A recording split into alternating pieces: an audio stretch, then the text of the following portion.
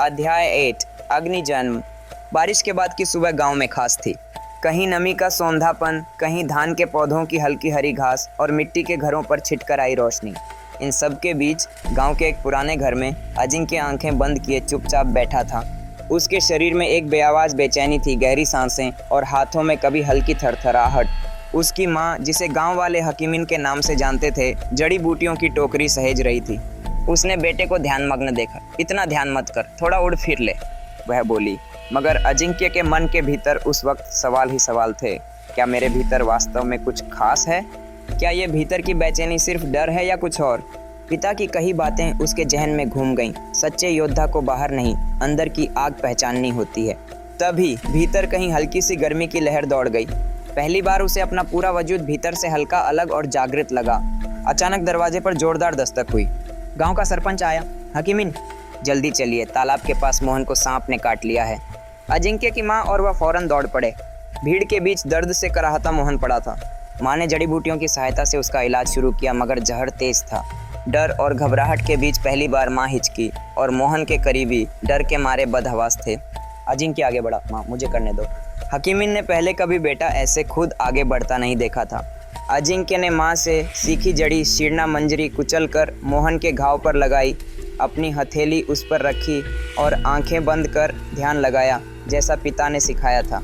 अचानक उसके हाथ की हथेली हल्की सी गर्म हो गई। मोहन की दर्द भरी सांसें धीमी पड़ने लगीं।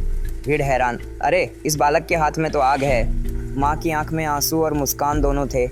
माँ, जैसे कोई आग जाग गई, मैंने सच में महसूस किया, अजिंक्य ने फुसफुसा कर कहा। हकीमिन को पहली बार बेटे की आंखों में अलग चमक दिखी, डर, कौतूहल और एक नई उम्मीद। रात जब चुप्पी में ढल गई, अजिंक्य झोपड़ी की छत पर लेटा, खुले आकाश के नीचे। क्या सच में कुछ बदला है? क्या यह शक्ति केवल एक संयोग थी? कि वह सोचता रहा, पर उसके भीतर हल्की बट सुलगती ऊर्जा थी, जिसने उसे पूरे दिन भर कुछ खास महसूस कराया था। अचानक पास की गली में शोर उठा। आयना को कोई परेशान कर रहा है। अजिंक्य के भीतर फिर वही लहर जागी। उसने गहरी सांस ली, अपने अंदर की गर्मी को महसूस किया और दौड़ पड़ा। अब की बार न सिर्फ अपने लिए बल्कि किसी अपने के लिए। उस भागते हुए क्षण में उसने पहली बार अपने भीतर की शक्ति और जिम्मेदारी दोनों को जाना।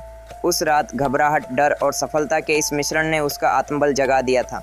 चुपचाप आसमान की ओर देखते हुए उसने पहली बार खुद से कहा, मैं सिर्फ गांव का एक सामान्य लड़का नहीं, मेरे अंदर कहीं कोई आग है जो आज सचमुच जल उठी है। सूरज की पहली किरणें पहाड़ियों की ओट से गांव पर पड़ने लगी थीं, लेकिन आज की सुबह अजिंक्य के लिए अलग थी। रात अब भी उसकी आंखों में तैर रही थी। मोहन को बचाने का अनुभव, हाथ में महसूस हुई गर्मी और गली के उस शोर का जवाब देना। मगर हर छोटी जीत अपने साथ एक और बड़ी परीक्षा लाती है। गांव में उसी सुबह चर्चा थी। हकीमिन का बेटा हाथ लगाते ही दर्द कम कर देता है। लेकिन जिनकी आंखों में अजिंक्य ने चमक देखी, उन्हीं में संदेह की भी लकीरें थीं। छोटा सा गांव, छोटी छोटी बातें तेज उड़ती हैं। माँ ने चुपचाप उसका माथा छुआ।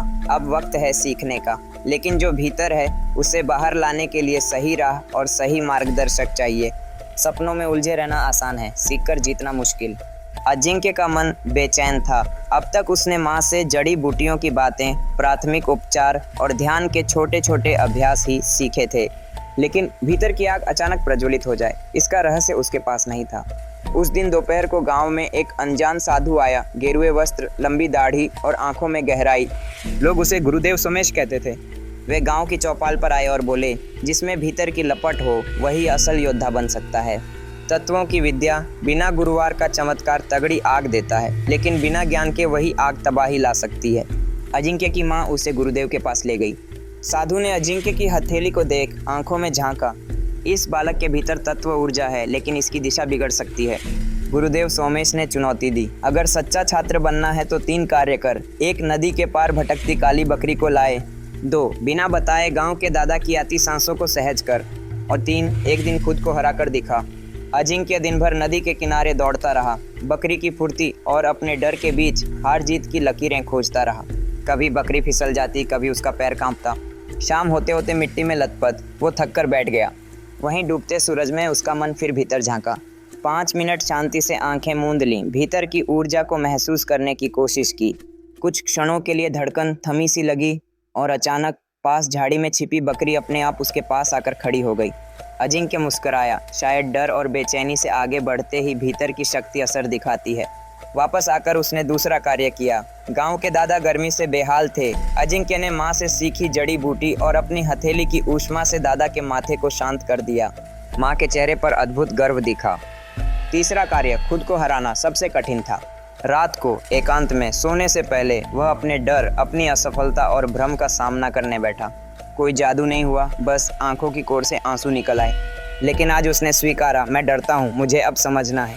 खुद के भीतर भावनाओं को स्वीकार लेना ही उसकी तीसरी जीत थी।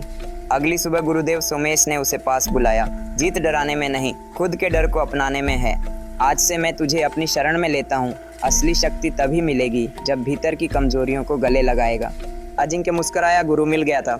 उसकी अगली यात्रा शुरू हो चुकी थी, जो उसे न सिर्फ बाहरी दुनिया बल्कि अपने भीतर की अग्नि और रहस्य की ओर ले जाने वाली थी।